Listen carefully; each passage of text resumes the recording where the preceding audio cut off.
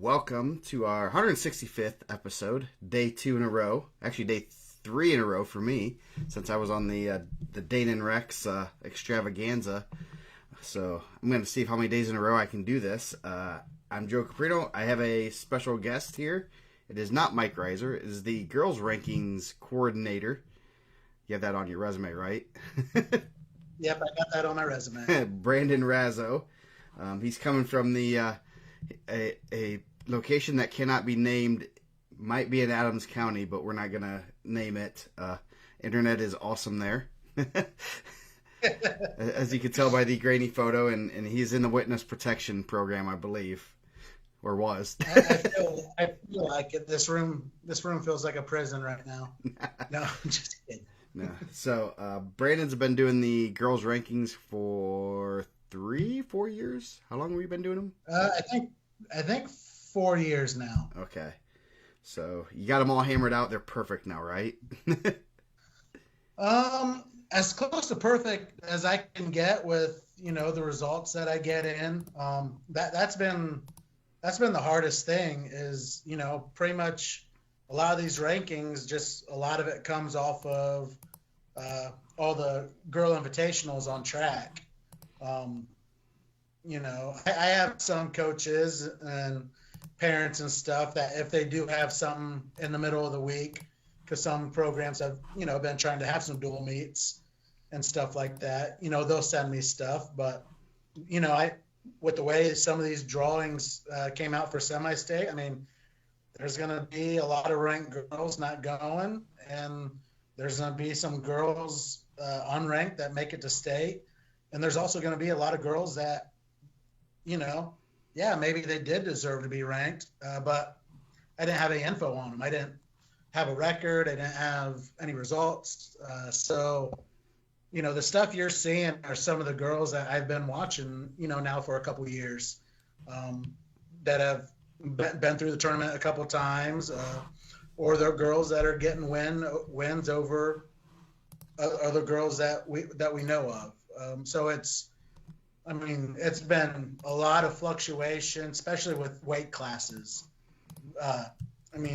You could have a girl last week wrestling a weight, and then for the tournament, I think it was like 2 weight classes lower. So that's kind of been the struggle with trying to do these rankings for girls. But with it growing, it's a lot better. Like last year and especially the year before, like I couldn't. It was hard for me to find 10 girls to rank in a weight class. Now I got 16 per weight class ranked, and to be honest, if I wanted to, I could probably go to about 20. Yeah, there's some. I can notice a lot of weight classes are a little bit deeper, and you have some people on the watch list, which that helps. That helps tremendously to be able to fill those in case someone moves up or down. I know that helps Mike tremendously. And there's especially with this last couple set of rankings. There's been girls that have been in there pretty much all season, and now they're not ranked, but I still think they might be just as good as some of those girls down in the bottom of the rankings, but that girl ended up getting a win over them, so they dropped out. Yeah. What pretty much all the tournaments were on track this year. Was that correct? Yeah, pretty much all of them were. Yeah. Oh, that probably makes your life a little bit easier. The only bad thing is a lot of them were block weight. The weights were blocked, so sometimes 2 girls that might be ranked never really hit because they're in different pools. But being on track probably helps a lot with weights and stuff like that. Yes, yeah. So that's the nice thing. I'm pretty sure they probably do with the boys, but like the girls tournaments, like every tournament there was a weight. Like when you go to look at them in track, it had what they weighed. So I was able, even if it was in a block, I was still able to be like, okay, well she's actually at 120 and not 125. Yeah, well, that's good. Yeah, and then they changed the weight classes on you. Are those the national weight classes? Those are the ones that we're using right now? I have no clue right now. with the weight changes. Although I think it's kind of helped with the girls doing these 5 pound increments because we were, when we were going with the boys' weights, I mean, you were having within just a couple about 4 weight classes, like could have so many girls, and then the ones right below or above, like there wasn't much. And now with the weight classes that they did this year, it's spread out a lot of the good competition, and it's allowed more girls to get noticed. I mean, because when it comes down to it, that's what these rankings are for. It's to let these girls be noticed of what they're doing. And right now, with the sport growing all across the U.S. and I mean even still growing in college, I mean there's money there for girls. Yeah. For school. Yeah. So I mean this is a great way, and I mean, and it's just like with the boys. If you see yourself that you're ranked, it's like a confidence boost. The girls are going to want to keep doing it and keep working harder and getting better. So I mean, especially since we started doing these rankings, I mean, I've had more and more people paying attention to them and sending me stuff and asking me questions about girls wrestling in Indiana. That's good. Yeah. And we, like what you said about the girls, there's a lot of money in it. Great way to get college paid for, partially or fully. With I know especially some of probably the upper weights, they're probably having trouble filling those, just because it's harder to find them. But it's one of those things that I know it's something that you can really, if you're looking to go to college and finances might be a problem, that's a good way to do it. And we got a couple programs here in Indiana. There's a lot in Ohio. They're popping up everywhere. So you got to do a little bit of research in finding those. But I'm sure if you talk to the right people, they will point you in directions that there's a lot of good programs across the country, and especially in the Midwest. So that's one thing that when we had a couple girls wrestling, I was like, this is a good way to, if you want to go to college, this will pay for your college real quickly. And they're gonna need, they're always gonna want, numbers, and just for mainly Title IX type stuff. I think it's a good thing that they can go to college and wrestle. But I did look, these are the NFHS weight classes. So we are on the official NFHS weight classes. I didn't realize they were so drastically different. After using the boys' weights for so long, I was a little bit surprised by these. So had to do some programming on the back end of the website to make sure that we get the right weight classes. So yeah, it's been so this year, last year there was was it 600 or 700 girls that were at the regionals? I thought it was like 800. Okay, was it 800? Okay, so and then we just hit over 2,000, over 1,000. So that's a 20%, or 25% jump in participation. So that's it. That's huge. I think the regionals went pretty well. They might have been a little bit short, but at the same time we got we're right there where it could be. We're at a good number where those regionals are going to start filling out pretty quickly, and we won't have the buys at semi-state and stuff next year. Hopefully, as it's sanctioned, most likely. Hopefully. I hope so. And I know there was some frustration with, the format this year. And by the way, I had nothing to do with brackets and stuff this year, like I have in the past.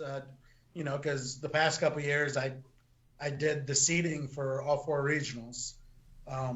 But this year, the coaches finally stepped up and did it themselves.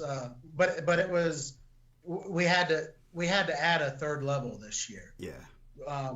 The regionals, the 4 regionals last year, just got too big, and there was no way to do it correctly with how many matches you can have in a day and how many girls were in these weight classes.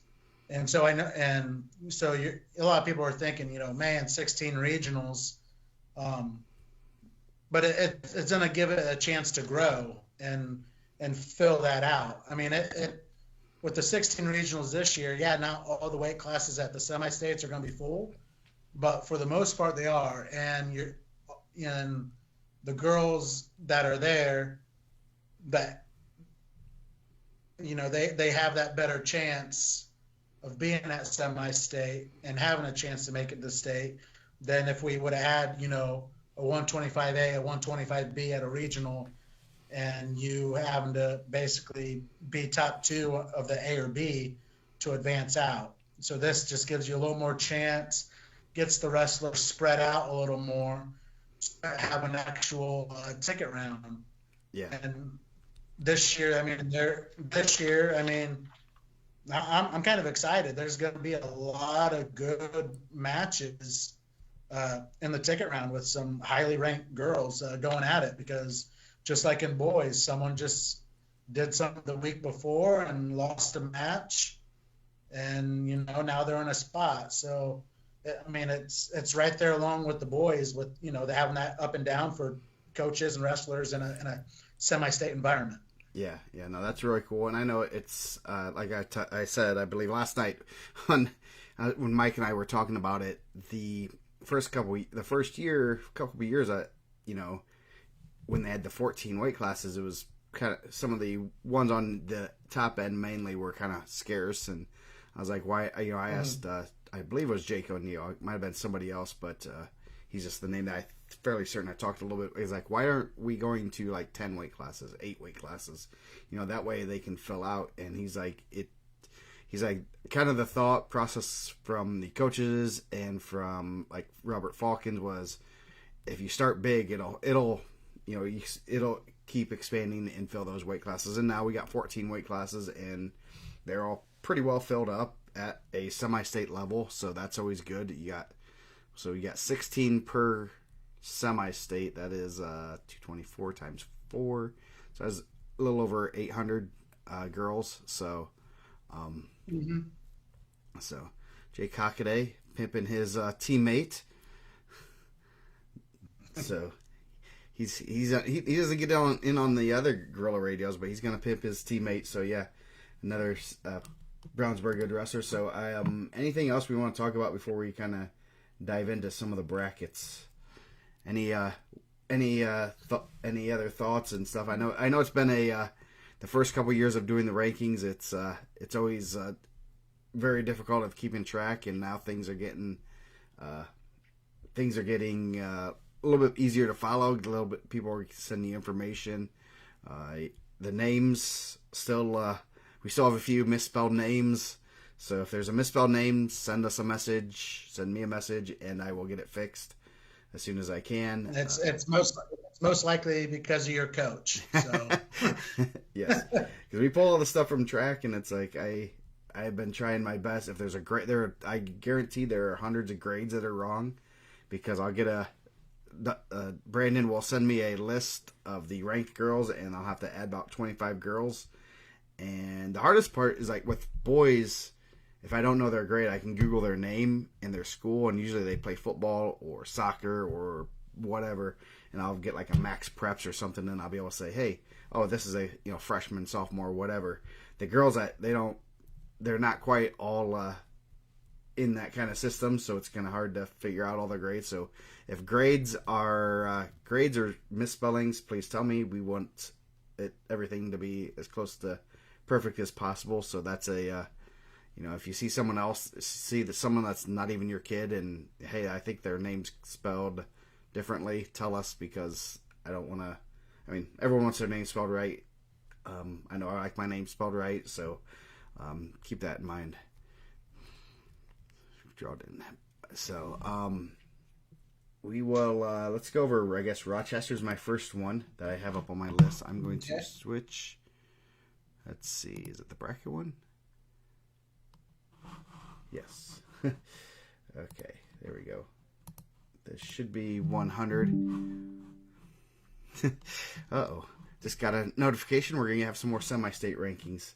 Howie didn't want to be upended by a lot of rankings. You got yours out today. Oops, I got to put your camera here. There we go. Are you there? Yeah, maybe.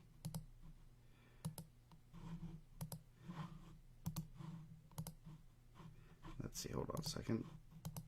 I gotta get. Brandon is not on the camera right now. Maybe. Why am I not? There he is. Okay, there he is. Okay, had to bring you back. So, I saw you up in my corner. I have like the thing up the corner. I'm like, oh, geez, I don't see it. So, let's see. I guess the Rochester semi-state, which is technically a Fort Wayne semi-state. I wonder, like, one of the, I guess the biggest questions I have is, are we going to?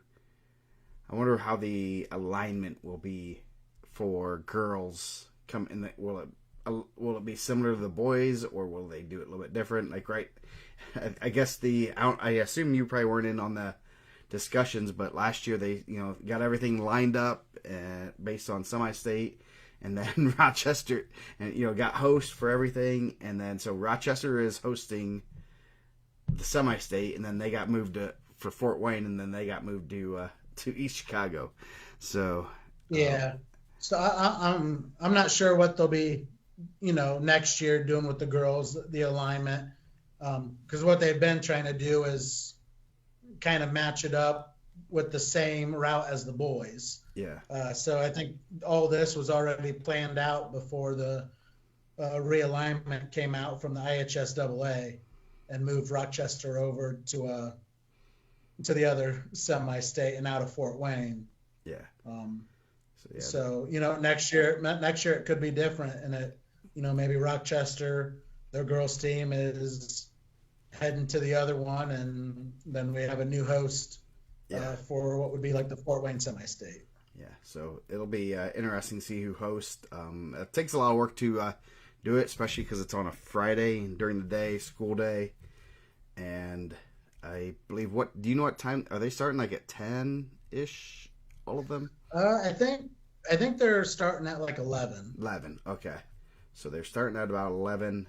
I know that's going to be interesting to see how that works with school days going on, and stuff like that. I know some schools are in. I know Carroll is not, but that's the only one I know about right now. But I know it sounded like Rochester was there, so.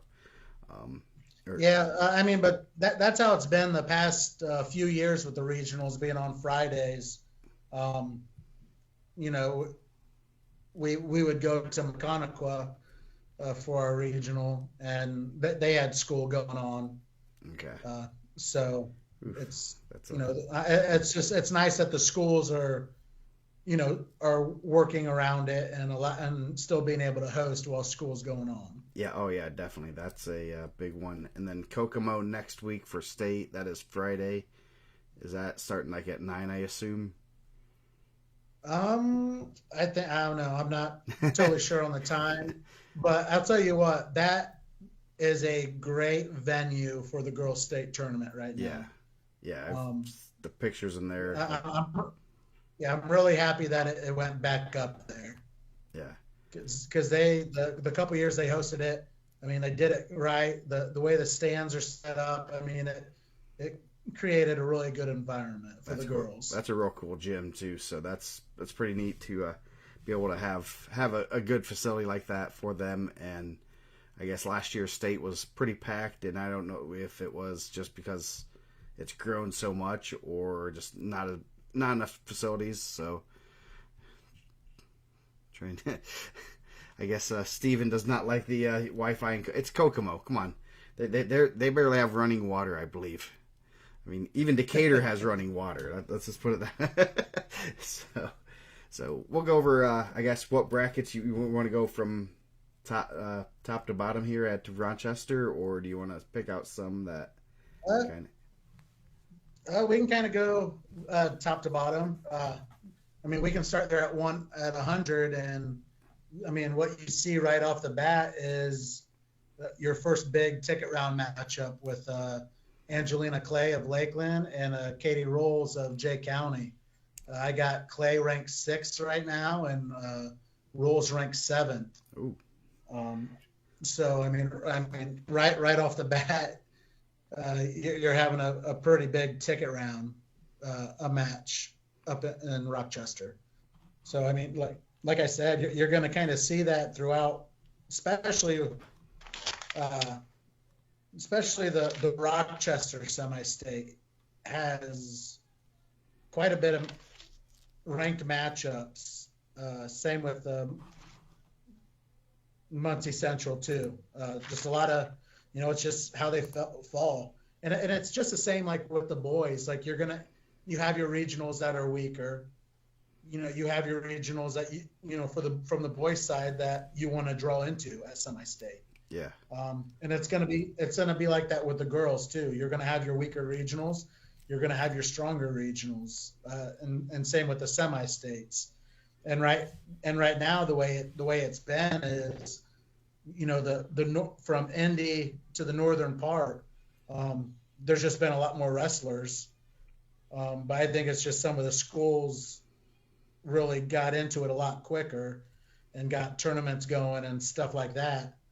But the southern part of the state, it's starting to come along now and starting to get more wrestlers and more schools involved. So yeah, just looking at the record, you can tell there's not a favorite is a good separation of the better wrestlers, and I know those are those all of their I mean, how accurate are those records? Fairly accurate, or most of them are pretty accurate. Okay. I know I was going through a little bit ago and I saw a girl's record and it only had her as 2 losses, but then I was looking at our spreadsheet for the rankings and I had for with 3 quality losses. Yeah. So I don't know how that happens, but it did. But most of these are accurate, and I think for the most part, I think a lot of them are. Because I'm not sure if they made it if a girl was wrestling both boys and girls, taking that record, or if they were just going by records against girls alone. Yeah. Okay, that makes sense. So, but a lot of these are accurate. I mean, you do have now girls getting that can get about 30 matches in the season. Yeah, so the Jay County girl, she has 30. Clay has 24, and DeWitt, they're looking at around 20 to 25 matches for some of them, and that's awesome. That's that makes it a lot easier to get girls out when you're getting that many matches. I know early on it was, well, you had to wrestle boys, or there weren't enough tournaments close by to justify taking 2 or 3 girls. Now you can, and it's a lot easier to get those matches, and that's good for the coaches and those people that are hosting the events that's what's helping tremendously. So anything else at 100 or? Not much. I think your top one there at 100 is the Honecker from East Noble. She pretty much wrestled 105 most of the season and had her scratch weight early and wrestled up and then dropped down to 100 for the tournament. So she's a solid one, probably the favorite there for the semi-state. Okay, and she also, I believe she also has a win over Clay. Yeah, she would have beat her. She would have beaten her at. They had a 4-2 match. Okay. Earlier in the year. So 105. 105. We have a couple possible ranked ticket round matches. You have number 5 McGuire from Western against number 7 Rascalvo from Goshen. And she just actually got put into the rankings. I had her earlier in the year, but then I wasn't, it was one of those things I wasn't seeing her in any girl stuff, but I knew she wrestled some boy stuff.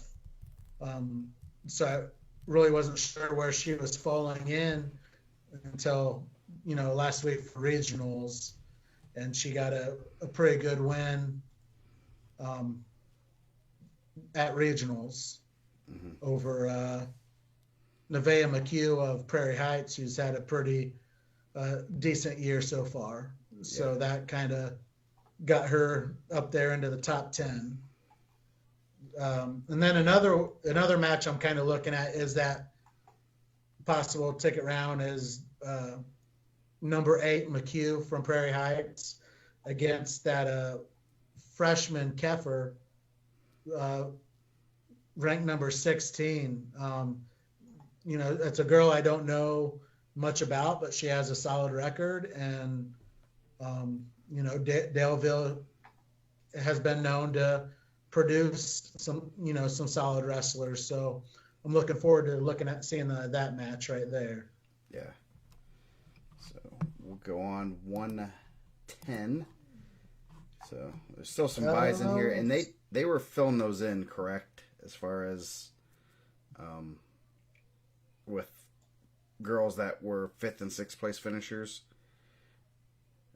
Yeah. So I mean, you had some regionals that may not have had 4 girls in the weight class. Mm-hmm. So they tried to, fill it with girls from other regionals if there was a 5th place or a 6th place girl. Yeah.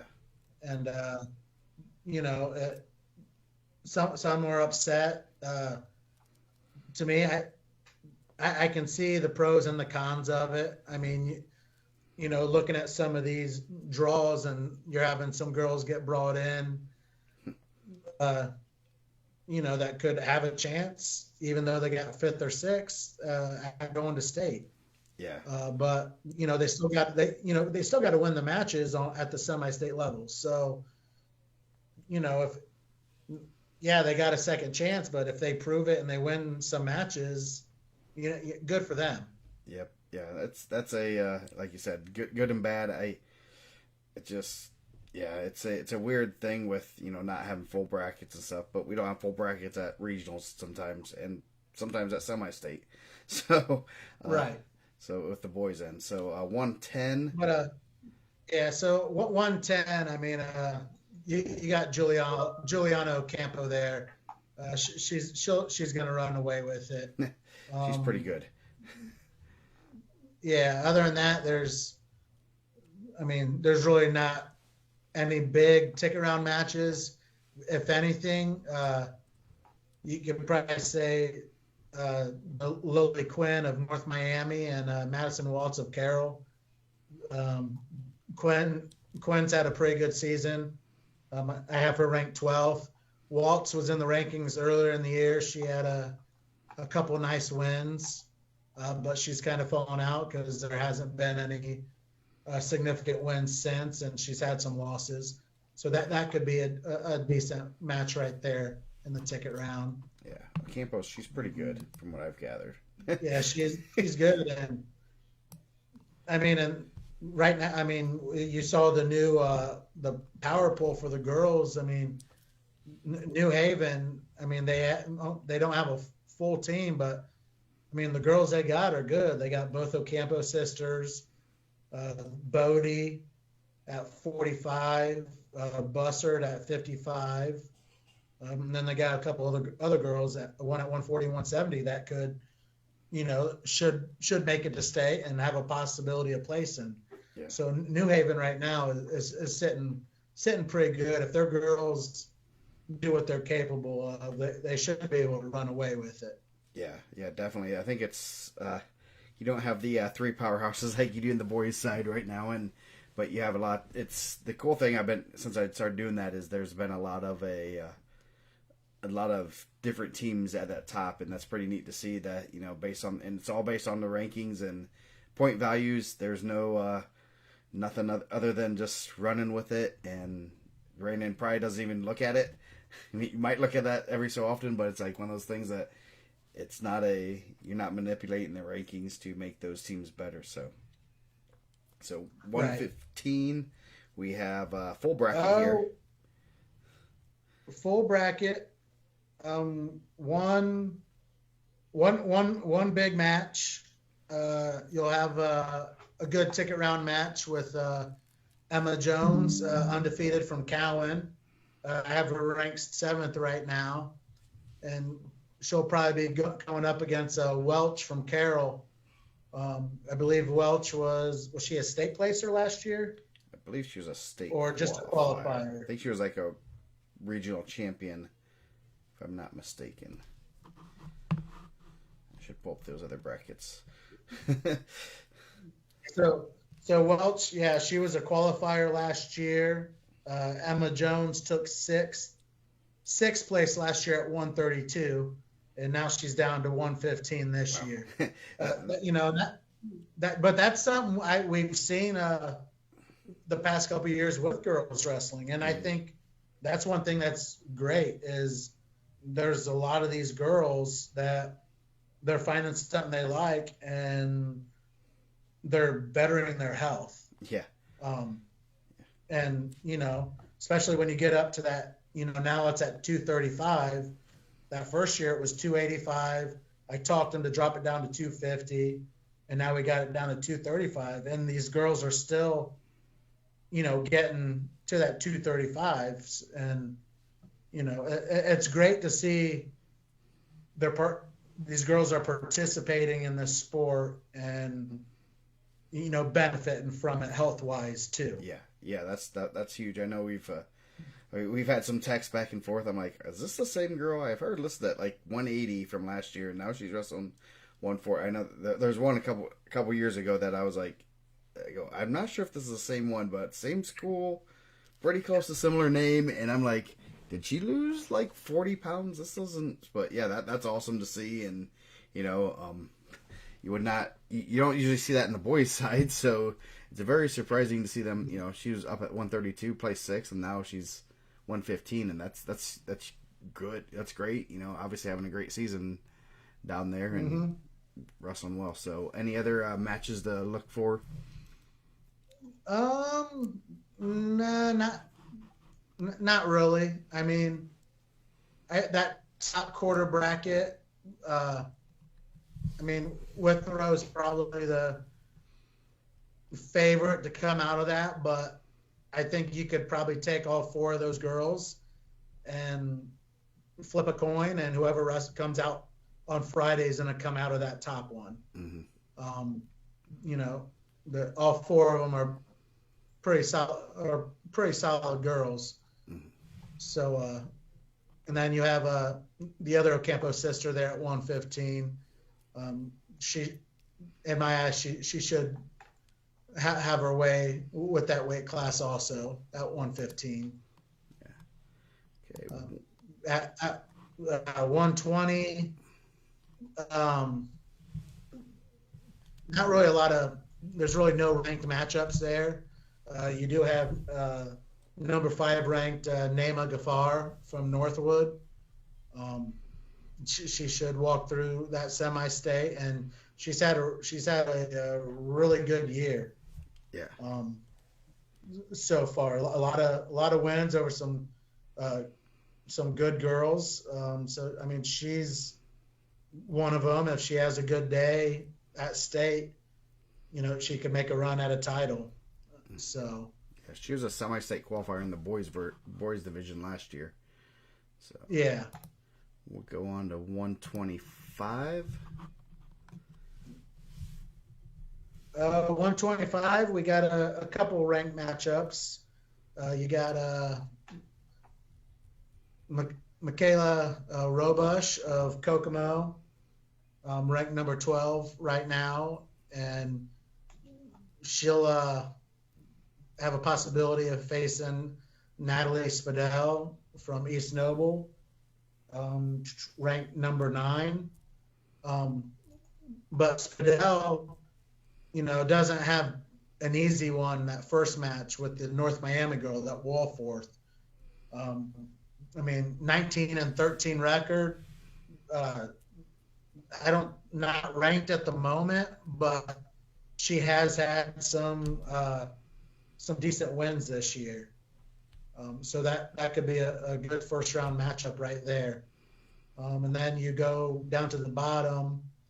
You have Nevaeh Wilson of Angola and Ella France of Northfield. Um, Wilson's ranked fourth, France 15. I'd say Wilson's probably the heavy favorite right there to come out of that quarter. Okay, 130. Freshman, top freshman with 26 wins. Yeah, 130. Not really many big matchups in the ticket round, but you have Aubrey Troutner from Huntington North, a freshman, 26-1, has a lot of good wins over a lot of good girls this year. And then on the other side, you have a returning state champ, Ella Gall of Northfield, 23-0. She's good. Yeah. Ella Gall's good. So that I'm not sure. I don't think these two have wrestled this year.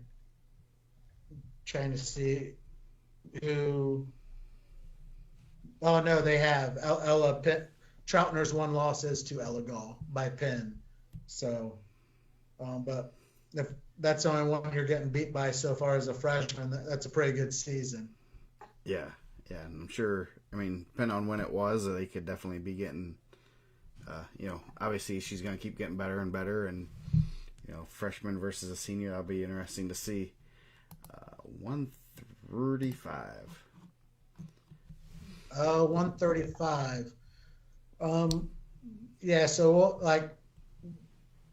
that'll have a good ticket round match with Michaela Philippi of Tri Central and Katie Vardaman of Homestead. Vardaman, it shows her record 1-1. I know that's not her record.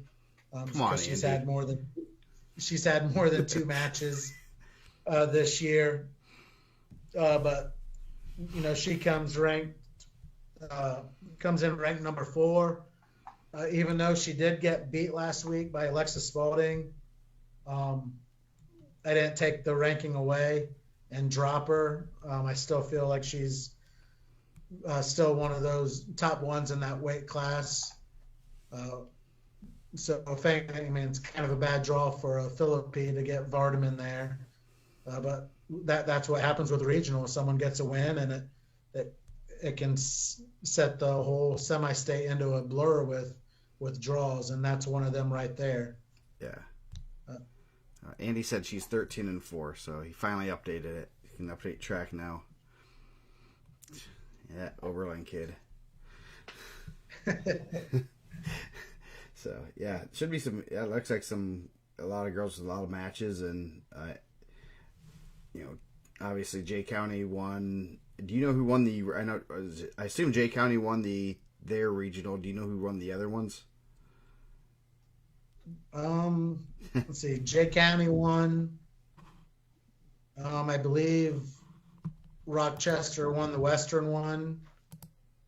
I think East Noble won the Goshen one. And what was the other region? Columbia City, I believe. Columbia City. Not sure who won that one. I'll look it up here real quick. So we'll go on to 140. 140, we have one ranked matchup in the ticket round, possible in the ticket round with April Lagner from New Haven and Naomi Leffers from Central Noble. If you go through the West that weight class, a couple of girls that stand out is Kaima Bell from East Noble, regional champ, 13-1. I believe her one loss is to Leffers. I think they've traded wins and losses with each other this year. And in that bottom one, Lindsay Dill of Northfield, 17-4. She's been having a pretty good season so far as well. Yeah. So Columbia City won. I checked that and got confirmation. Columbia City won their regional. So 145. 145. not really, not really a lot of big matchups. I think the favorites are pretty much probably going to win out in this one. Um, Felice Moulinex, probably your favorite there on the top, even though she wasn't a regional champ. She's been out most of the year with an injury, but she has had success in the past. Let's see here. 45. Yeah, she was a state qualifier last year. So I see that probably happening again. Your top one right there is probably Olivia Bodie from New Haven, 27-2. Her two losses are at 155 to Grace Rams and Reagan Trineri. So, those are two really good, solid losses. And she's had a couple good years. Olivia Bodie placed sixth a couple of years ago and fourth place last year. So she's one of them that could definitely have a chance at a state title this year at 145. I'm noticing some teams can enter multiple girls into a weight class. How many can they enter how many could they enter in regional? Was it up to 28? I believe they could only enter two, and you had to pick who was your scoring one. Yeah. So could someone technically have 28 at their regional then, or was there a limit of number of girls total? Yeah, I think if they would all get through, they would all. Yeah. Okay. Still move on. So. So I'm sure, that's good that, a lot more girls are getting to wrestle at their regional, and I know some of the bigger teams probably benefited greatly from that. So 155, I see some pretty good names in here. This should probably be one of the better weight classes from what I can tell. Yeah. So from top to bottom, 155 is probably the toughest weight class in the state. If you look from who's ranked number one all the way down to who's ranked 16th, and some girls that aren't even ranked. So like this semi-state, the Rochester semi-state, you have 6 girls that are ranked in the top 12, and 4 of the girls at this semi-state are ranked in the top 5. Oh wow!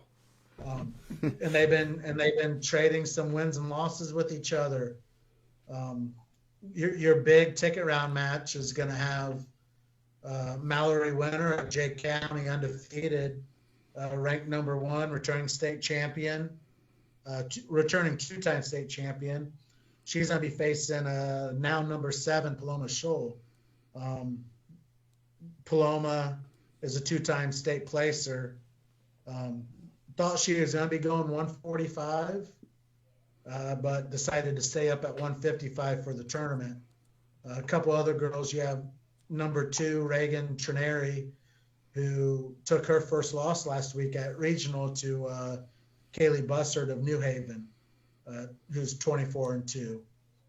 So that almost set up, a death draw of number 1 and number 2 in the state, but luckily that didn't happen. They stayed spread out, and you're looking at probably your semifinal, Trineri against Harams from Rochester, and Bussard versus Winter. That's one heck of a semifinal, right there with those 4 girls. Yeah, and those are all pretty. Rochester has they have a pretty good girls program. New Haven's pretty strong, so is Jay County. So you got 3 of the 4 probably, I'd say, powerhouses in the Fort Wayne semi-state, the ones that have really taken the girls wrestling to a different level, and they're that's kind of like just it's like saying you're gonna have a semifinal with Crown Point, Center Grove, and Brownsburg in it. So they're gonna be battle tested and pretty good. So yeah, so that weight class, and you even have like the Clowers Myers girl. She's dropped down a little bit, but she took 3rd place last year at state. Oh, geez.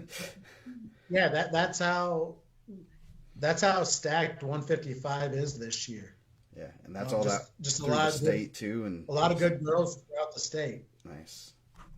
So 170. Um, 170. A couple state ranked matchups possible in the quarterfinal.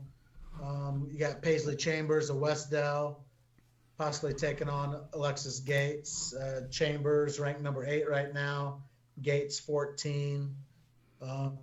You also have Allison Smith in North Miami, ranked number 10 against Sophia Gropp of Westdell.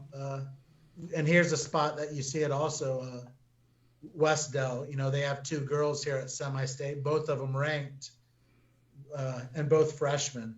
Oh wow! So a couple girls right there that look forward to over the next year. Hopefully they can find different weight classes so they don't have to compete against each other. 190. Starting to get a little thin in the weight classes as we go up, and which is starting to get a little thinner.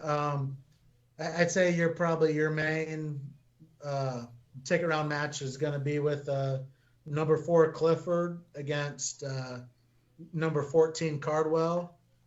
Cardwell was ranked higher, but she has taken a few losses down the stretch, especially last week at regional, losing to Chloe Lynn at Western. So that kind of dropped her down in the rankings, but that could be a solid event. She was a state qualifier from the year before, but Clifford's having a great year. She had a really good off season. I see Clifford still the favorite right there at 190. And then to top it off at 285 or 235. 235. Yeah, 235. You'll have a possible ranked battle with Brielle Humphreys, number 3, against Kara Park of Fort Wayne Northside, who's ranked 14th. Park, she's a returning qualifier. Humphreys has taken 4th the last 2 years at state. So other than that, that's you got Vivian Park down in the bottom, who is pretty solid, ranked 5th right now in the state.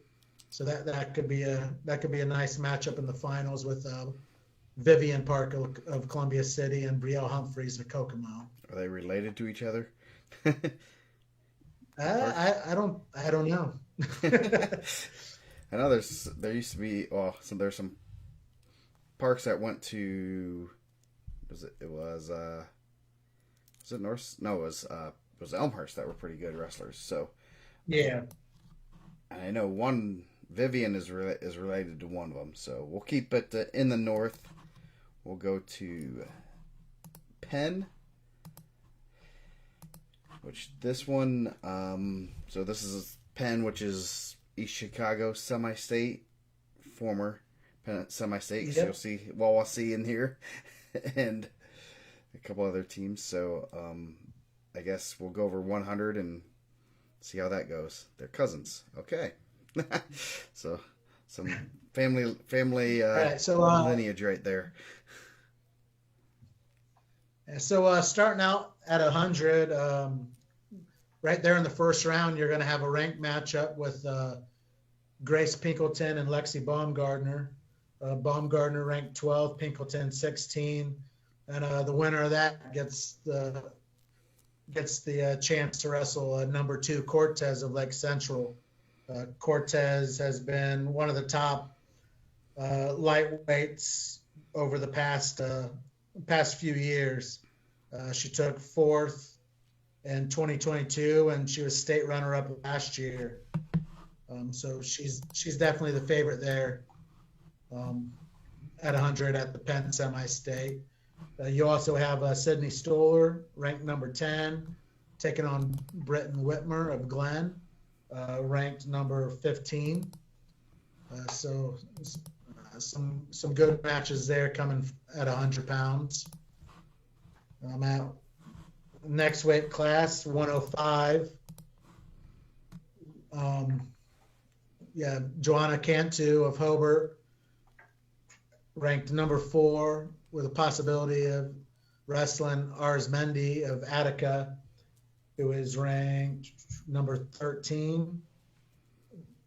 And then you also have a possible matchup of Lily Anderson from Mishawaka Marion, ranked 12, against Lorana Dillon of Benton Central, ranked 10th. And I know she has more than 3 matches this year, so. Jeez. More Andy Oberlins are out there. So, yeah, it looks it's a pretty good bracket. Number 110, I guess not number 110. Yeah, so 110, not really any ranked matchups. They're all pretty spread out. Reese Kasparzak of Lake Central is having one heck of a year with 1 loss. A lot of big wins coming out of her. There you have Joy Cantu from Maryville, who, she has a lot of success in the boys' side. So she does really well with the girls. She's taken 3rd and 4th place the past 2 years. Those are probably your top 2 out of that semi-state. Yeah, it's interesting seeing some names like Kasperzak. I would venture to guess her brother is one of the Lake Central starters. That's pretty good. So it's interesting just seeing some what look like younger or older sisters at times of wrestlers that are pretty good, and that's pretty cool to see. Yeah, you kind of notice if you go through and you see the names and you see the school, and you're like, okay, all right, probably most likely a younger sibling of somebody. Yeah. 115, really no big matchups. One of the big things last week from the regional, you had Isabel Kaplan from West Lafayette knocking off Aaliyah McLean from McCutcheon, and in her first loss, and she was ranked number 1 at the time. So looking forward to that rematch in the finals. Okay. And 120. He seemed to be a little bit more full weight classes. Maybe just we're going faster. Yeah. 120. There'll be a couple ranked matchups. Not really close rankings, but they are ranked. Right there at the top, you got number 1, Piola Villarreal. Sorry if I'm messing up some of these names. Of Griffith, possibly taking on Delaney Kobik of Rensselaer Central, who's ranked 13 now. She just got moved into the rankings. I guess the next quarter, Rodriguez. She's ranked. What do I have for? She's ranked 10th, and we'll have a possibility of wrestling Katie Snyder, who was ranked at one point in this season, and Tatiana Williams, who just got a win last week, I believe, over Amara Brenton from Lafayette Jet. So that could possibly be a good ticket round there. As you go on down in the bottom, you have Kylie Benoit from Hanover Central, ranked number 4, and she'll draw Amara Brenton right off the bat, ranked number 15 now. Amara Brenton had some pretty good wins at the beginning of the year, with one of them being over Kiara Churchill of Hamilton Southeastern. So that could be that's a solid 4 seed, 1 seed matchup right there. Although I still give it to Hanover Central Yeah. The winner of that match will get a Lambs of Hobart.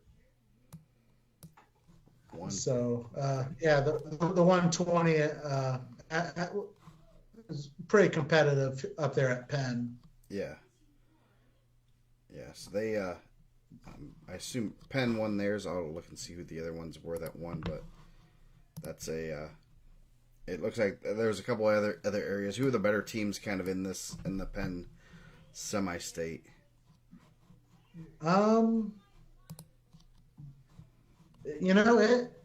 It's kind of wide open. I think Penn will probably win the semi-state. They got some girls that are going to score a lot of points. Mm-hmm. They may not have as many qualify this year as they have in the past, but they still got some big hitters that'll place high at state. But that they also, the way I've seen it, I mean, they're going to have some tough ticket round matches, Penn, team wise here at semi-state. That if they lose one or two of those matches, it could definitely knock them out of the team race for state. So there's a lot of big matches team wise for Penn. To try and win at semi-state on Friday. Yeah, it looks like Lafayette Jeff won over Tri-County at Winnemac. Hobart won their regional. Penn won theirs. And then Ileana Christian won theirs. So, pretty much, a lot of them are staying home, the trophies. Yeah. And then down at the bottom, you have... Angel Smith of Plymouth, undefeated freshman, got her ranked 14th, really because I don't know much about her. She'll be probably picking up Kylie Spencer from Rensselaer Central, who I have ranked 6th right now. But that could be one of those where that freshman's probably a lot better than I'm giving them credit for. So that's a match I'm looking forward to seeing the outcome of. Yeah. There at 125. 130? 130. Got a couple ranking battles. You got number 7, Yoder of Warsaw, possibly facing Perez Ahudel. From Lafayette Jeff, ranked 14. And then you'll have not a ticket round match, but a 4 versus 1 with Maddie Osborne of Frontier, ranked number 13 against Lily Colbreth from Kankakee Valley, ranked number 8 right now. So a good little first round matchup right there at 130. And this might be a spot too where Penn could possibly get their first state qualifier of the day. They're at 130 down the bottom. The Bella Spone, unranked, but got a pretty good draw. So yeah, that definitely looks like she's in a good spot there. See this in the boys. You want to be in a good spot if you're not ranked, and she got put in a pretty good spot. Looks like 135. Yeah, 135. So last week while I was at Mishawaka, I saw one of the championship match coming up with Solis of Penn and Smith of Mishawaka. So I made my way back down there to that gym to catch that match, and that right there was a battle of number 2 and number 3 ranked girls in the state. Smith was taking it to her. Smith was winning, and then Haley Celeste ended up getting her. Went optional start, popped out front, ducked under the arm, dumped her once. Smith fought off her back, and then she did it again and pinned her. So that created what we probably have one of the tougher draws for this semi-state at 135. You're going to have Amelia Westfall at Crown Point, ranked 8th, uh, taking on Kaylee Smith of Mishawaka, ranked number 3.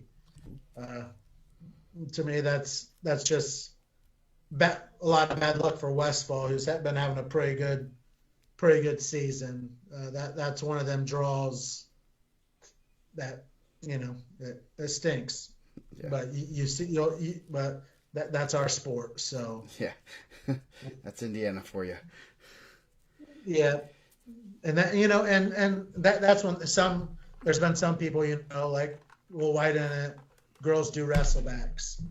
One of the things that's been the thing of trying to get this sport sanctioned is proving that we can run a state tournament.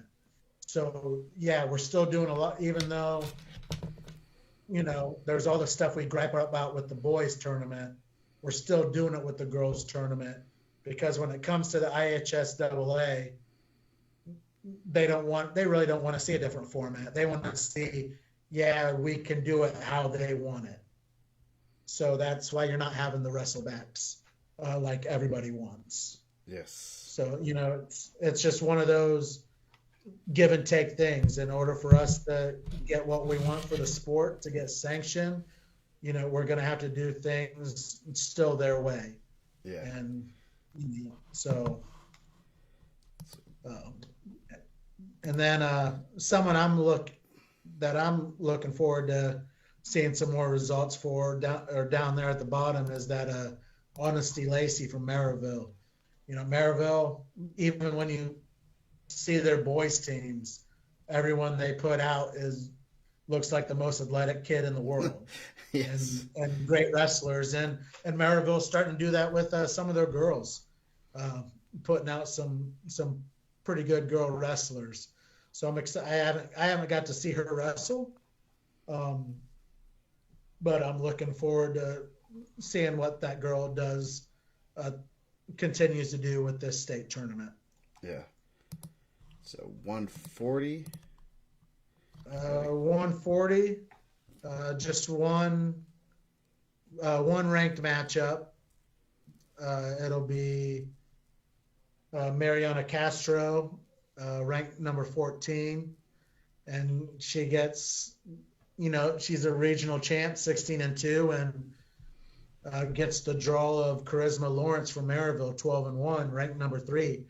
Lawrence just took her first loss to Passaic from Highland, who is a very accomplished wrestler. Yeah. So Passaic, I believe. Is Passaic? She's like nationally ranked, isn't she? I believe I think she was at one point, if she still isn't. Yeah. But she's had a lot of success growing up, and still continues to do it. Yeah. So 145. 145. Kind of a wide open weight with your ticket round matches. You got number 1 ranked Ellie Janofsky of Lake Central. She's good. She's been really good the last 4 years. I don't see anyone in the semi-state touching her. I really don't see her having a match until state where, she may run into like Bodie or something like that, or Kuntz of North Montgomery. So 145's pretty open. I mean, you got a couple girls in there that are ranked or have been ranked, but there really won't be much action in the ticket round. I mean, there'll probably be good matches, but there's really nothing of anyone ranked. 155. I think it's kind of the same at 155. No really big matchups. One match I am looking forward to seeing what happens with is in that bottom quarter bracket. You have a number 15 ranked McKinley Platts, possibly taking on Madison Raper of Penn. The Penn girl has been just right there on the cusp. She's been on my watch list, and I've basically been waiting for her to get, a good significant win. Hopefully, we'll see if she can prove that here in the ticket round and pick up a win and advance to state. 170. 170, not really much to go on here ticket round wise. Two of your top girls, you have Amani Reed of Penn, a freshman, 14-2. Naisha Gandelberger from South Bend Riley, 18-2, pretty solid. And then you have Azra Foley from Harrison West Lafayette, 19-4. So that kind of rounds out your 170-pound weight class. At 190, this is probably going to be another big one that Penn needs to get in the ticket round. You have number 12, Sifakui from Penn against number 13, Crabtree from Rensselaer Central. I think that's one of those I was talking about earlier that Penn's going to need to win if they want to make a run down at state. So that right there, that's a pretty good ticket round match there. And then probably for this semi-state, probably your biggest ticket round match will be at 235. You have returning state champ, ranked number 2 right now, Audrey Bartowiak.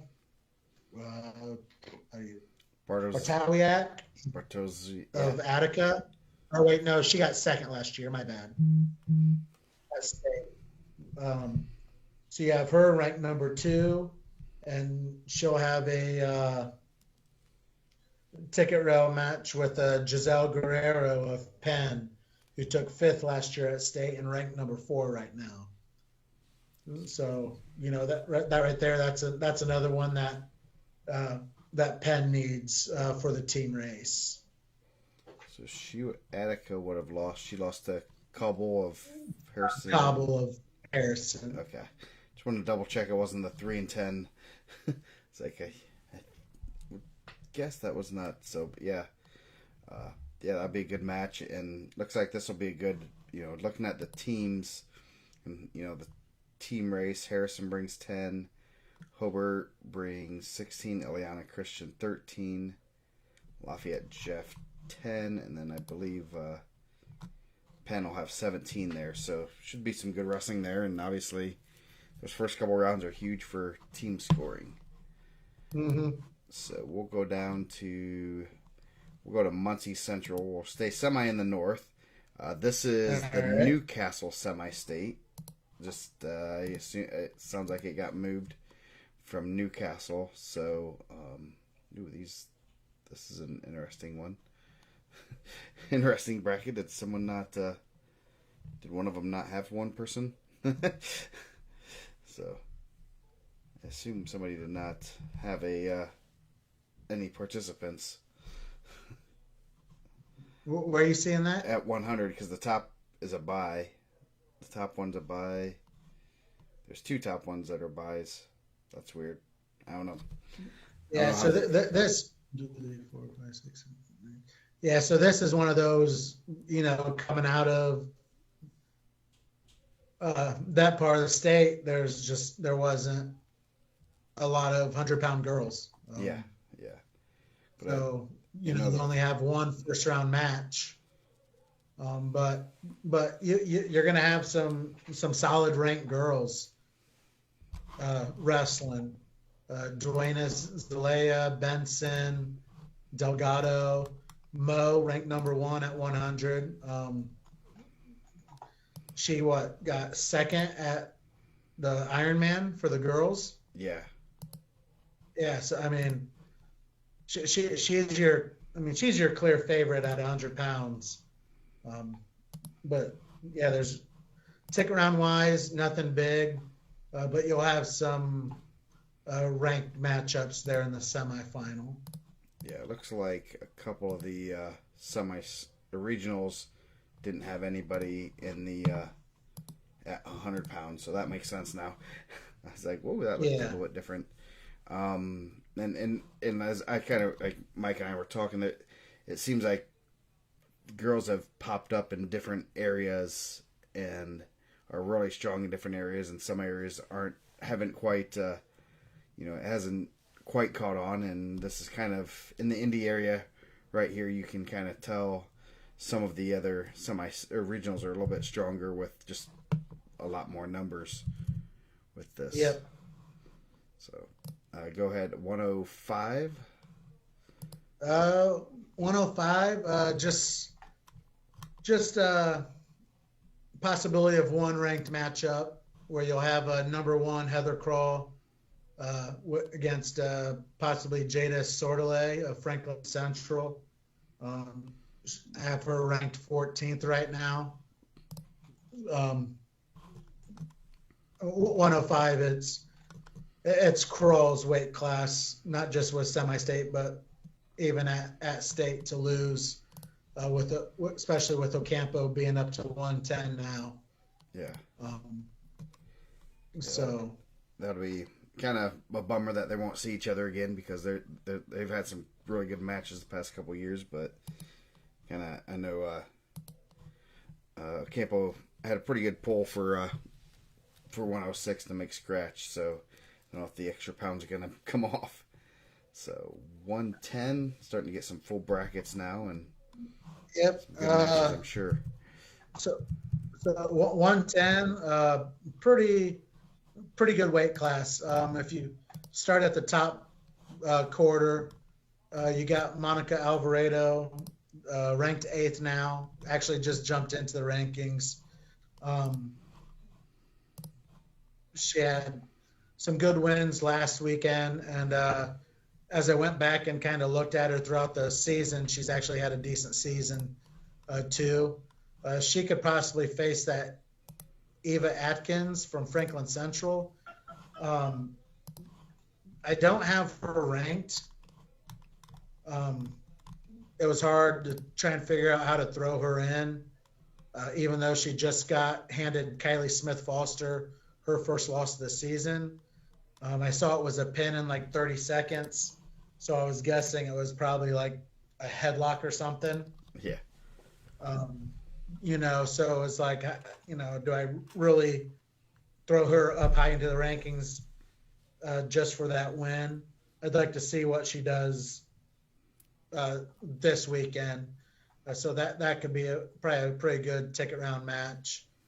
And that next one, the EJ Schultz from Hamilton Southeastern. She's not in the rankings. She was for most of the year. Now she ends up drawing Kylie Smith Foster 25-1 from Greenfield Central for that quarter. In the next one, you got Olivia Crawl.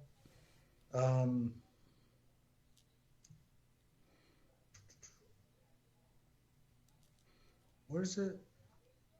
Yeah, you have Olivia Crawl. She'll have a pretty solid 4 seed right there. Brooklyn Fuller, 24-6.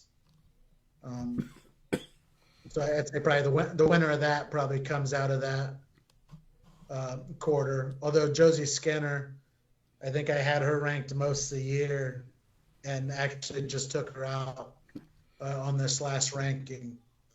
So that she could pull something off there too in the quarters.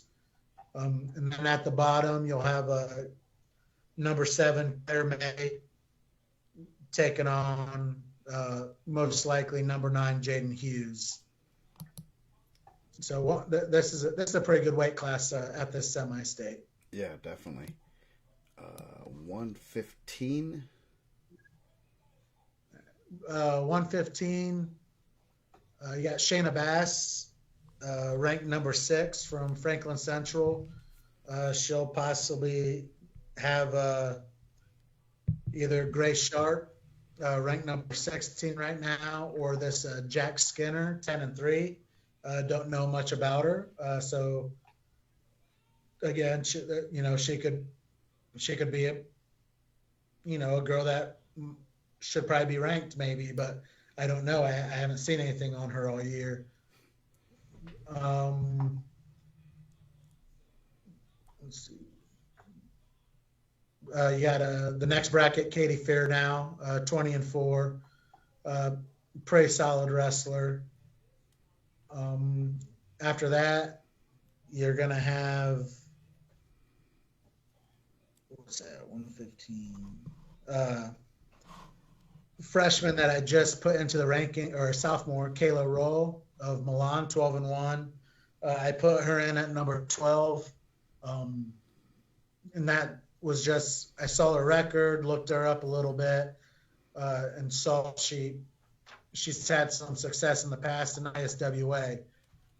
So she may be better than being 12th ranked, but she'll have a good battle against Anna McCarty of Beech Grove, 22-5, who's ranked number 8 right now. And then down at the bottom, Kiara Churchill for Hamilton Southeastern. She'll have the most likely probably Abby Boris Southport, who just dropped out of the rankings. So, 115, another pretty competitive class here in the semi-state. Yeah, definitely. The Perry Meridian Regional was by far the biggest, and looked like they had some pretty strong wrestlers there. And you added in some, like the Carmel and Hamilton Southeastern and that regional stuff. They look like they have some pretty strong girls programs on the north side of Indy too. So that makes for a pretty strong regional, and you're gonna have some fun ticket round matches. So 120. 120. Possibly really only one ranked matchup in the ticket round with Phillips of Centerville, 14, and Crawford of Perry Meridian, 16. But you still got some good girls in there. Katie Dow is ranked. Jillian Donnelly just dropped out of the rankings. Jaleesa Reginald, she's ranked. Paige Stiers, she's ranked. 120 is another weight class that's going to be pretty good competitively on Friday. Imagine that if Phillips at Centerville. That's yeah. At 125. 125. This could possibly you have a 4-1 right here with Jenna Thompson ranked 5th in the state. Took 2 losses last week at regional. Claire Bowman, ranked number 11, gets to have Jenna Thompson right off the bat. And the winner of that will most likely face number 8, Amaya Miller, in the ticket round. So that's a pretty tough quarter bracket right there. And then rounding out this weight class, you have Kyla Johnson of Southport, who's definitely your favorite, right? Your favorite right there. And you have Sydney DeLois of New Pal, 18-2, who has been one of the top girls in the state the past few years. We're starting to see, with this semi-state, you have some weight classes that a lot of girls just ranked girls pounded right in there. So going to be a lot of good wrestling. Yeah. 130. 130. Just one possible ranked matchup in the ticket round. Kyra Tomlinson ranked number 2 against number 12 Jaden Madry of Beech Grove. Thompson was a runner-up last year. Is that correct? I believe. See if you can test my knowledge of random girls. No, the Madeline Thompson. No, she was. Or no, She wasn't even a qualifier. No, Kyra Thompson from Noblesville. Tomlinson, yeah, Tomlinson. she's went third, second. Okay. So yeah, she's definitely one of those, top girls in the state there at 130, ranked number 2 behind Ella Gull. Okay. 135. 135. Couple ranked matchups. Possibility of Wagner Gilbert ranked 6th against Swanigan ranked 16th. Swanigan got a win last week over Brooke Butler of Noblesville, who took 4th place last year at state. So that put her on my radar, but she's drawing a really good freshman out at New Pal, that Wagner Gilbert, 32-2 on the year. Then in the bottom half, you're going to have number 1 ranked freshman Maddie Marsh from Pendleton Heights, with the possibility of facing number 12 Holly Garrett of Beech Grove, a senior, 21-7. So. And then down there at the bottom, Shelby Looper, 25-4, Clinton Prairie. She has put together a really good junior season. So 140. 140.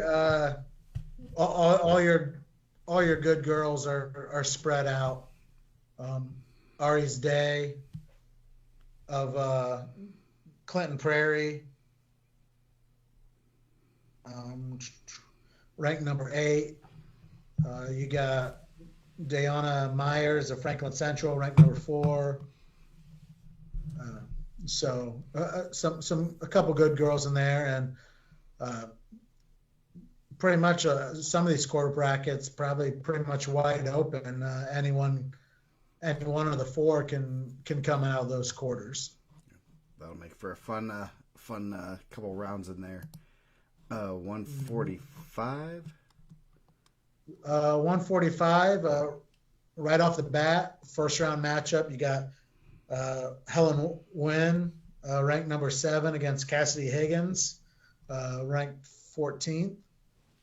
And the winner of that will take on either number 12 Journey Wells or number 16 Jada Harris. Wow, pretty loaded quarter bracket. Yeah, so I mean, you're talking, that should be a fun quarter bracket to watch.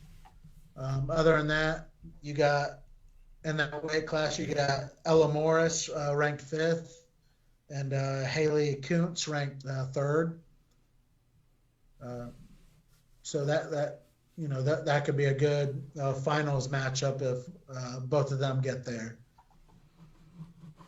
Okay, so going 155. Jasmine Camacho. 155.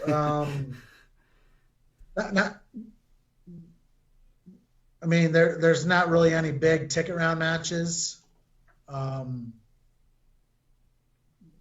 If anything, it'll probably be Jasmine Camacho of Greenfield Central, 23-6, ranked 8th, taking on Claire Bennett of Franklin Central, who I just dropped out of the rankings, but I believe she was a state qualifier last year. Yeah. And then something that you just may see, you could have a Warren Central versus a Warren Central ticket round match there at 155 with Bautista and Long. Oh, that'd be fun. So I assume Yeah, Long was probably pulled back in, a callback, and Yeah, I believe so. You should at least put her on the other Um, one where she would have had Camacho. Or that's an interesting draw. and then you also another top wrestler in this weight class. You got Kate McKee from Perry Meridian, ranked ninth right now, and yep. So, And then another one, yep, number 14, Leah Suits, who took sixth last year at 195. oh wow, down to Yep. See, 155. there was, yeah, there, but that she also could have been, because I believe last year it went like from 170 to 190. Okay, So she could have been someone that weighed like in the 70s, yeah, uh, and just made a drop down to 55. yeah. No, So, that's always. I'm sure the beginning of the year you're trying to sort all those out, and you're like, are you really sure this person's going to be here? And I guess when you have the yeah. matches and you see the weights, okay, we're good now. So adds to the complexity of everything. So moving on to 170. At 170, you got number one ranked Evelyn Mosconi of Southport, 18-0. And then your big ticket round match, and probably the biggest one for the semi-state. You're going to have number 4 Clara Gramlin coming up against Ella Harpold, ranked number 5. So a 4 and 5 going at it. The ticket round there at 170. So yeah, that's probably your biggest ticket round match for this semi-state. Yeah, I noticed even last year, and it's starting to kind of when you're mentioning some were state qualifiers, and you're gonna see girls that were placers and state qualifiers as the levels start increasing, that they're not going to even make it to state anymore. So that tells you that's a good thing for the Right. quality of wrestling here, that it keeps getting better and better. And that's something I noticed just doing rankings. I've dropped girls that were state qualifiers or even a state placers. I mean, down low or even out of the rankings, because new girls are coming in and the sport's growing, and that's what we want to see. We want to see more wrestlers. Yep. And then that's a good sign. moving on to 190.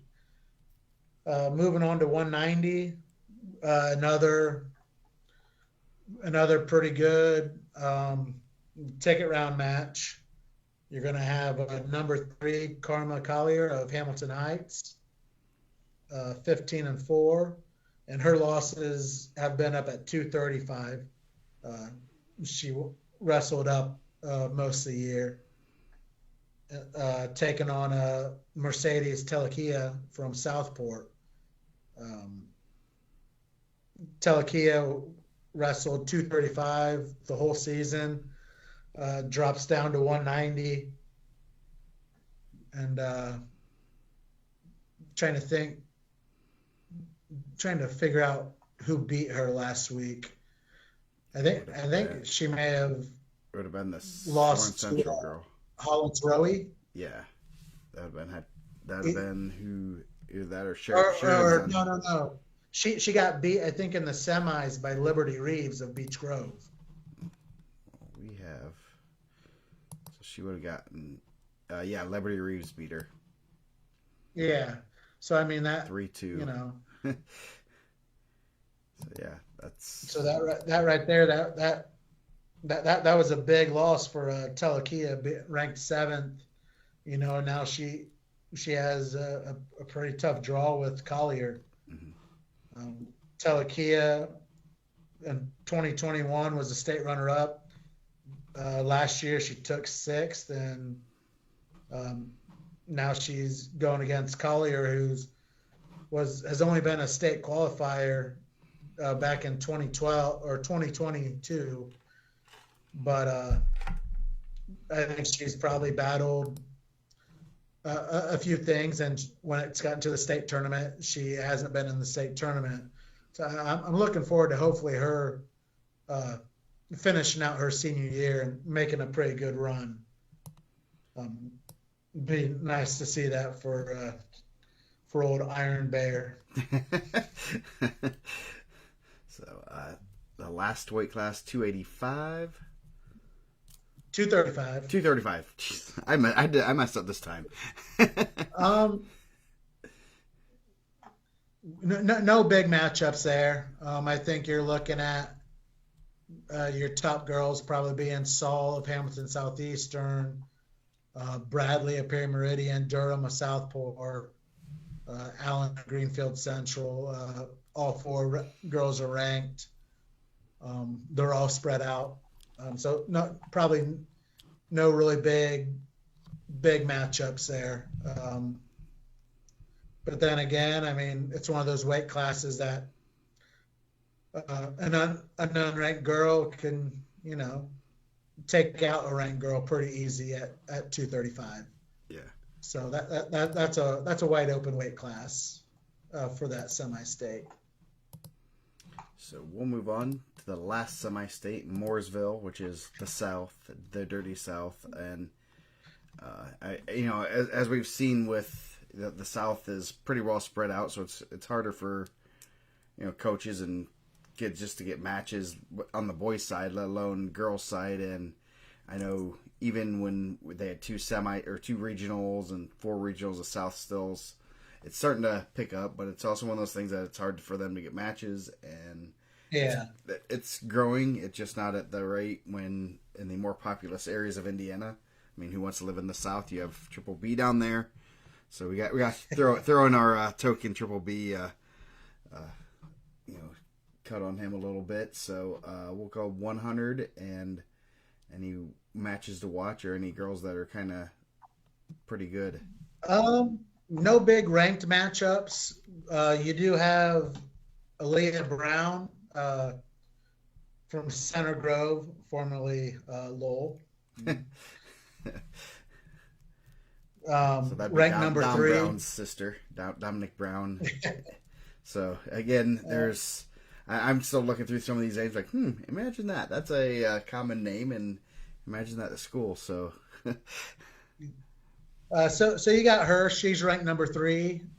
You got Katie Epley of Mooresville, solid freshman, ranked number 11. And then you have Ava Lee Reynolds, 23-3 from Franklin Community. I did have her ranked, but she's taken some losses, and I really wasn't seeing some big significant wins, but she is a pretty good wrestler, and could have a good day.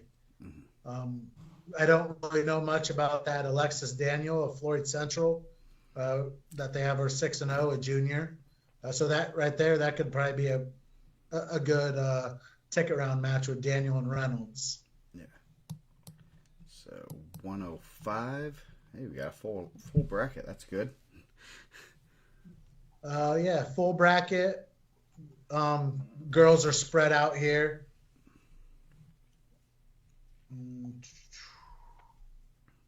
One of your top ones, you got Libby Dowdy of Indian Creek. Cadence Williams, ranked 15th. Looking who else? I think that's about it for that weight class. Okay. Those are probably two of your top favorites there. 110. Yeah. That Libby Dowdy, she's ranked number 2 right now. Okay, yeah, she's her. I know that this Dowdy family. Did they go to Franklin? Yeah, she has an older sister at 120. Okay. And then they have a pretty positive it's a brother that's a 8th grader that's pretty good. He was originally looking to be in the rankings, but I guess we didn't have the correct grade. So yeah. trying to start him in high school before he's in high school? Yes. We just promote them no matter what sometimes, and hope that they're eighth graders, or they were eighth graders last year. Sometimes it's a little bit difficult to find out what grades they exactly are in. So yeah, but yeah, I think that family's pretty good. Patrick Dowdy, that's the son, but I believe that's the dad's name also, who's pretty good. I'll say he might have been a runner-up for Franklin, off the top of my head. So 110. Yeah, 110. Possible matchup of number 6, Anne-Marie Schuler of Seymour, against number 13, Gracie Smiley of Plainfield. There in the ticket round. A couple other girls to point out in this weight class. She got number 10 ranked Chloe Nadelsky of Mooresville, who's been the Mooresville team has definitely improved and has a pretty good team this year. With girls starting to get in the rankings and starting to get some big wins. They're doing a real good job there down in Mooresville. And then another girl, Kaylee Bowler of North Putnam, freshman, 10-2, ranked right now number 16, closing out their 110 with some of the top girls on my list. Yeah, and like I said, and especially with this semi-state, there might be some girls breaking through that I don't have ranked, and I apologize. But like I said, I can only go off of what I get information-wise. Yeah, it looks like you said about Mooresville and Franklin duked it out. It was 162 to 141 for the team race there. So both brought in 14 and 12 girls respectively. Mooresville won the regional, so definitely going to be an interesting one. Both, obviously, you're bringing that many girls. That's a good sign for both programs. 115. 115. No ranked matchups. But you got Sasha Hicks, ranked 11th right now, 20-0. Peyton Nadelsky, 14-9. I don't have her ranked, but she just had a pretty good regional to qualify. You got Kylie Alltop, ranked number 13. Probably going to have a take-around match with Rebecca Snyder of Southridge, who just picked up a good win over Kylie Block Johnson last week at regional. Let's see. You got Angel Dykes, who just dropped out of the rankings. Taylor Engelke of Columbus East, who just dropped out. And then you got number 1 ranked now, Tola Aluko of Ben Davis. And Block Johnson, after that loss last week, now she draws Aluko. So 115 will be a pretty good weight class down at Mooresville. A lot of good competition. Yeah, but Tola Aluko should pull away from that weight class. Yeah, you got 3 undefeated girls there, so that'll be a good one. So 120. And then 120, this is probably your biggest death draw for this semi-state. You had, after some of the girls made their moves, last week I had Phoebe Dowdy ranked number 1 at 120, and returning state runner-up Sophia Buchner of Terre Haute North got a win over her last week at regionals. So that, so someone was going to have to draw Dowdy this week, and it ends up being Ayla Stevenson from Franklin, 22-1. I have her ranked number 6 right now. I dropped Dowdy down to number 3, 11-1. So right there, that's going to be one heck of a ticket round match. Oh yeah. With those two girls. Let's see, where else you got? You got 20. You got Rachel Ramirez in there, ranked 11th. I mentioned Sophia Buchner, ranked number 2. And she was a state runner-up last year at 120. Her losses, she has a loss to Stevenson 4-1, and a loss to Aluko 3-1 in overtime. So this should be some pretty good battles here at 120. 125. 125. Nothing big really standing out. You do have. Let me see here. Yeah, you got a Scarlett Skirvin coming in as a 4 seed.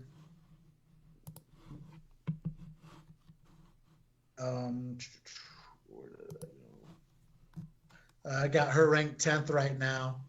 So they're right there is someone that most likely could be a 4/1 and a 4 going on to state. Other than that, I'm not really much standing out in that weight class. Okay, so 130. We've got a couple buys in here. Random buys in here. It's always kind of surprising, but it's good to see so many full brackets, and obviously after this week they'll be all full. So, no big matchups right off the bat, but you have Madison Whitted from Mooresville, ranked number 5. She was a state placer last year. You got Aubrey Cummings from Jeffersonville, ranked number 10.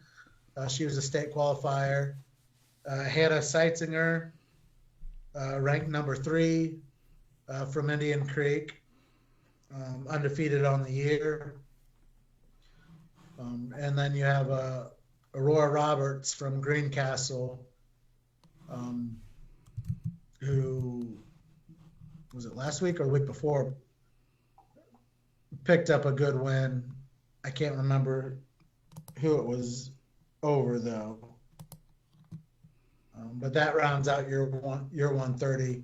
I believe that Seitzinger, I think she signed with Indiana Tech this year to compete there next year. Okay, so 135. 135. No big matchups. You got Cian Rogers, ranked number 5 from Jeffersonville. She is a returning 2-time state qualifier. She's having a real good year. I see her. She should win this semi-state, and she should make a good run next week at state. Yeah.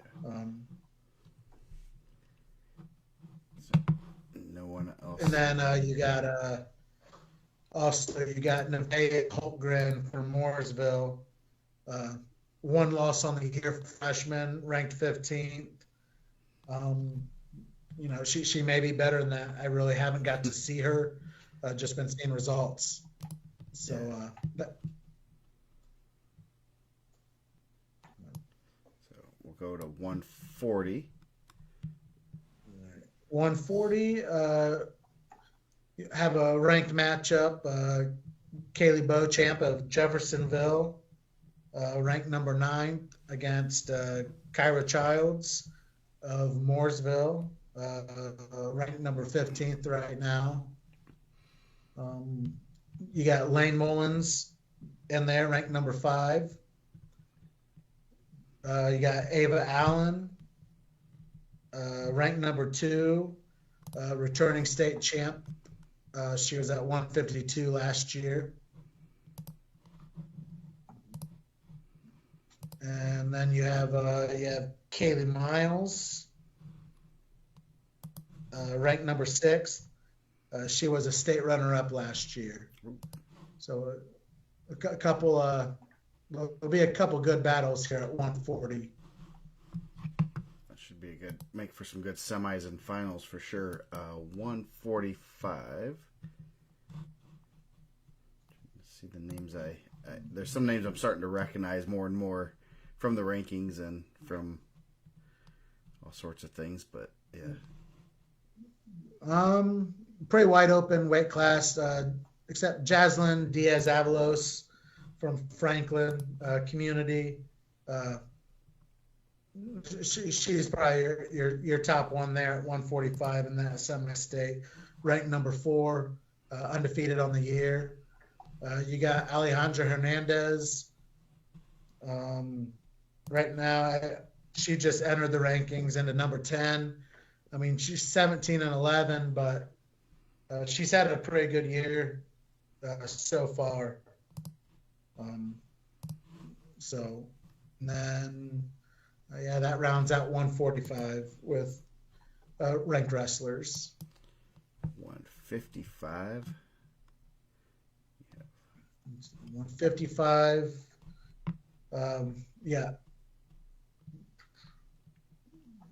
Two ranked in this one. Actually, a few ranked in this one, but one ticket round. You'll have a number 3, Maylee Skinner, going against number 10, Lydia Mobile, in the ticket round there. Man, those Skinners can't get good ticket round matches. The Skinner family is cursed.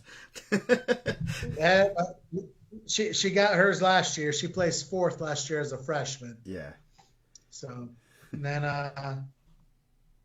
to round it out, you got Lily Bridges from Franklin, ranked 11th, 22-6.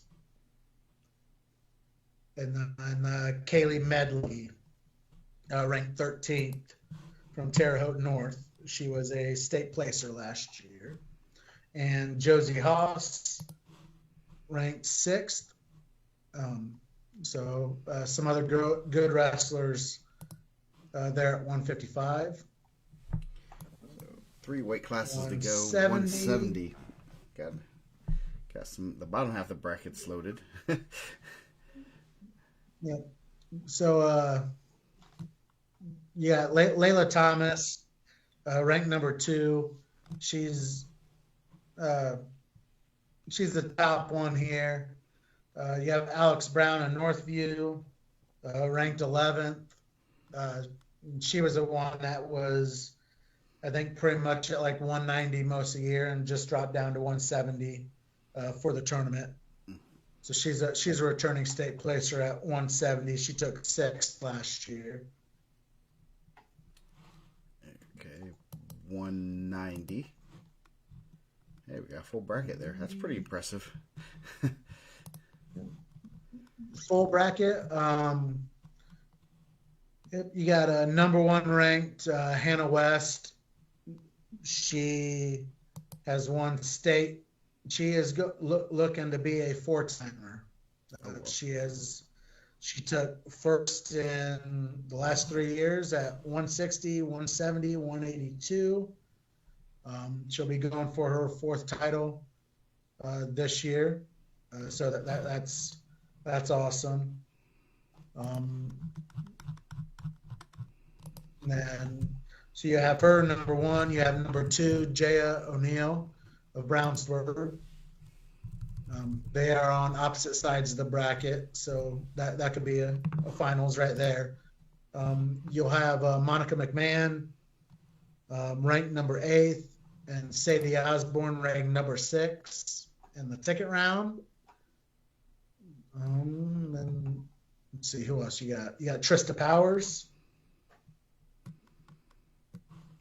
ranked number 5 right now at 190. And who else? And then you got also just dropped out all the rankings down there. Brianna Lapierre of Franklin. So, for the 190, this is a pretty good semi-state Yeah. for that weight class. Yeah. Very competitive. But like I said, Hannah West, she's been above. She's on another level than any of the girls in her weight class, and it's been like that every year with her. She always has a dominating performance at state. So 235, big, the highest weight class. We didn't mess this one up this time. Took 4 times. You'll have one battle there in the ticket round. You got number 6, Portia Weaver of Monrovia, and number 9, Cameron Cheeseman of Terre Haute North. But you also got Erica Dehart, ranked 10th from Edgewood. And you got number 1 ranked Varsity Bachelor from Northview. And then number 16 ranked Cammie Ritchie of Mount Vernon. So, some ranked girls to round out these bigger weights down in Mooresville for their semi-state. So yeah, there's your rundown of the action on Friday. Yeah.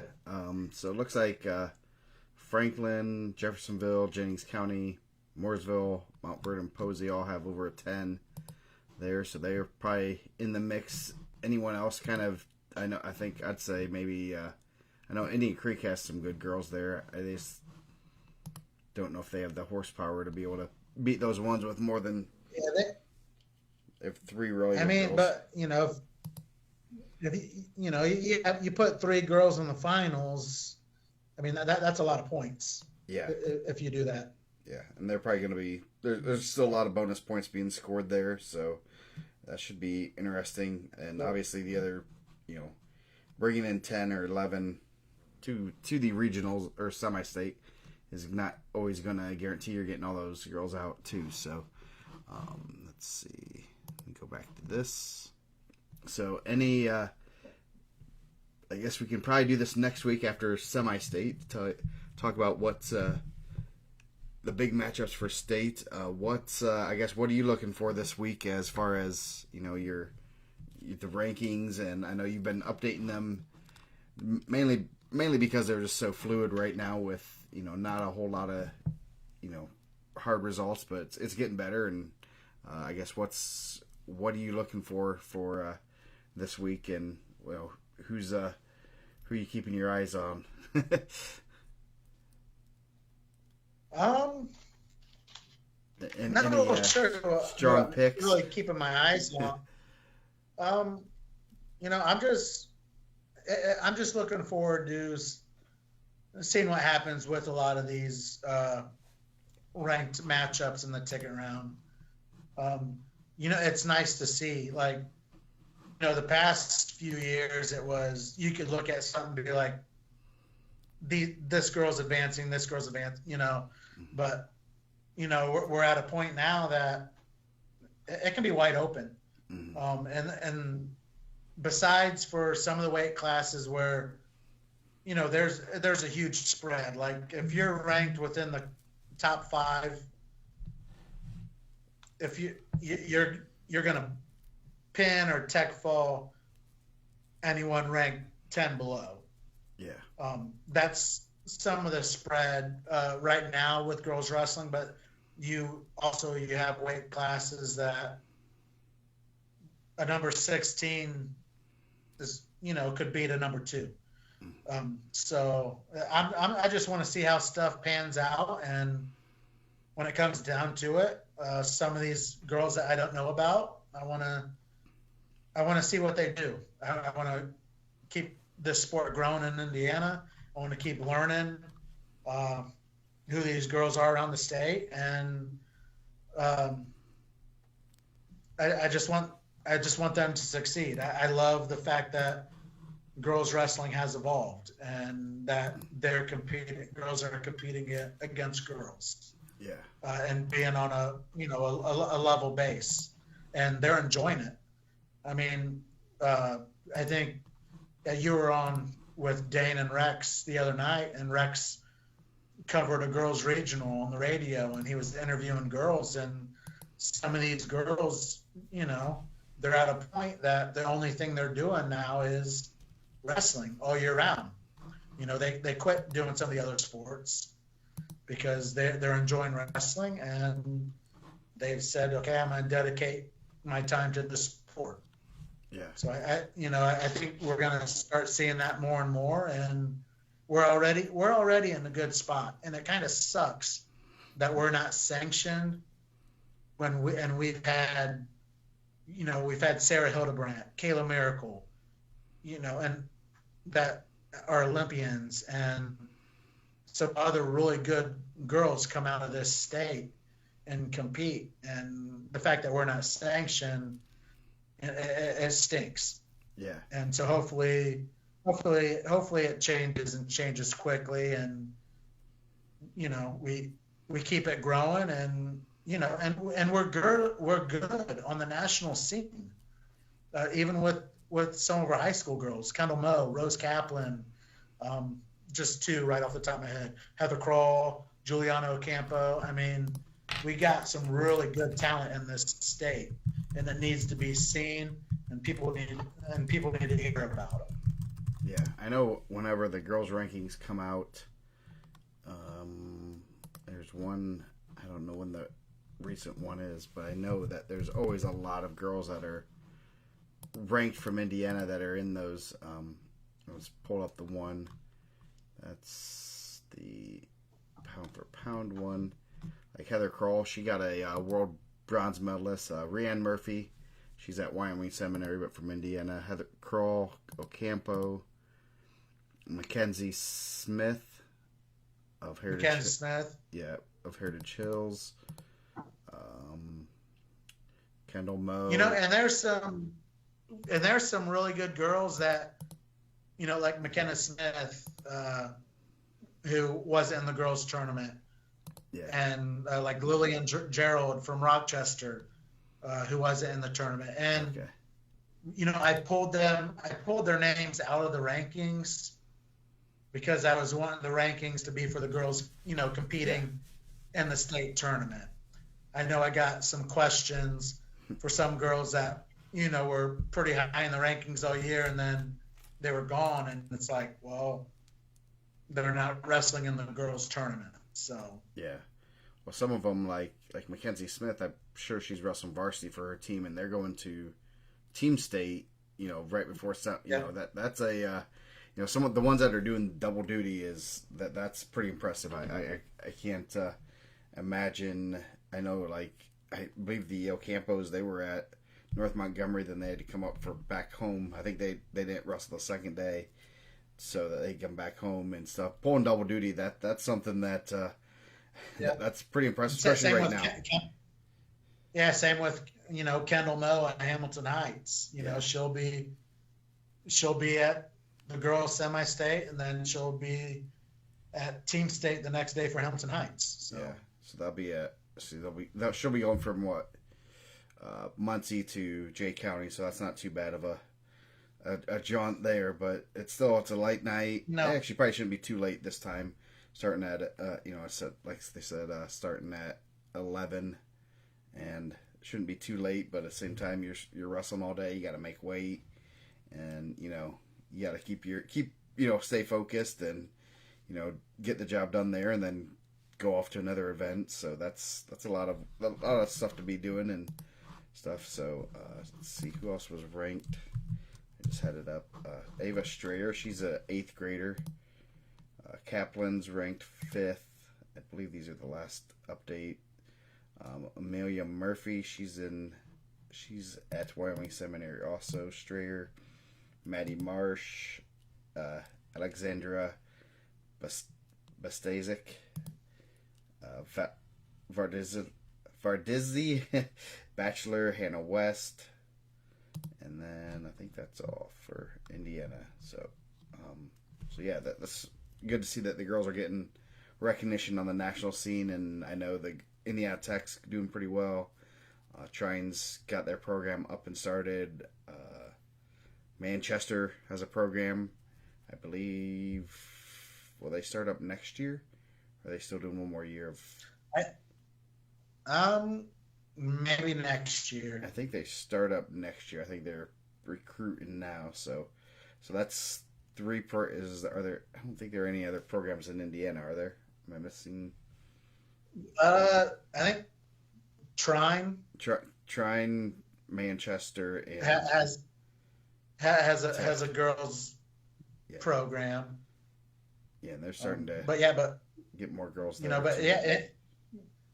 tell you, Indiana Tech's good. Yeah, they have a really good women's wrestling program. They have a great coach. That's where both of my girls ended up going and competing for after they graduated Belmont. And I'm happy with the choice they made going to Indiana Tech and competing for Paul. Yeah, he does. He's doing a heck of a job, and he's bringing in. He's keeping some of our talent here in the state. So yeah, and plus he's recruiting. There's like how many states? I know there's like 10, 15 states that he has represented, if not more. I saw they had a graphic earlier this year. Like we've had girls from this many states, and it's like, wow, that's pretty impressive to be able to recruit that many girls and from all over the country. And so they're doing a great job, and our programs are keep getting better, and hopefully that raises the standard, at Trine and Manchester. I know Manchester's just getting started, and I think they'll do pretty well. And that's always a thing is they're all good schools, and like we said earlier, it's a good way to get some of your school paid for and get to wrestle and get some athletic accolades, and who knows what you do after that. But at the same time, you can get a college for a pretty good price, and that helps out tremendously. You don't want to have all the loans and stuff. So I guess anything else you want to say before we cut this short? And I'll be back tomorrow with team state preview. So no, I just if there's coaches out there or girls and they're thinking about wanting to go to the next level, but they don't know how to go about it, contact me. Send me a message on IndianaMat, and I can lead you towards some of those programs out there to try and get you connected with some coaches and stuff like that. Yeah. Because I'm doing this because not only do I find this fun as a hobby, but like I said, I love the sport for boys and girls. I want to see people succeed, and if there's any way possible, I want to help you out to succeed. Yeah. So coaches, wrestlers, feel free to reach out to me, and I'll see what I can do, see what I can get a hold of, and see what I can put you in touch with. So yeah. There's if you go to the message board, how to contact the rankers, his information's there. So send that there.